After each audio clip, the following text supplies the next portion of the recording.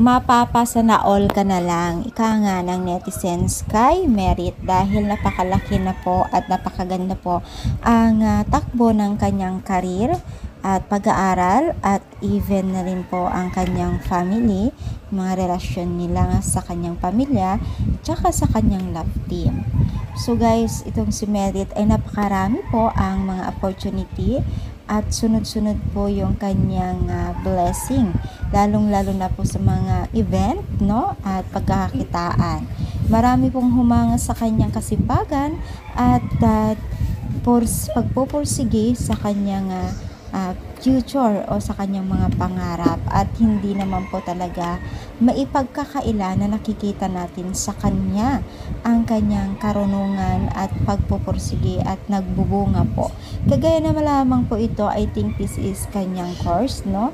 Ito ay parang balita, nagbabalita po sila, nagre-report na talagang maraming humanga sa kanya, sa kanyang galing sa pagharap ng kamera at bilang pananalita or sa kanyang pagsasalita, no? So talagang na-achieve niya at deserve naman niya kung ano yung mga blessing na kanyang tatamo ngayon, dahil talagang pinaghirapan niya, dugot pawis po niya na talagang pinupursige niya ang kanyang sarili para sa kanyang pangarap at inspirasyon niya ang kanyang mga tao sa paligid niya na nagmamahal sa kanya, lalong-lalo na sa kanyang mga magulang na talagang kita natin yung support natin sa kanila, support ng pamilya niya sa kanya, 'di ba? Kaya naman mas lalong ginagalingan pa ni Merit ang kanyang mga ginagawa ngayon. At congratulations dahil nakikita natin ang kanyang improvement ngayon, 'di ba?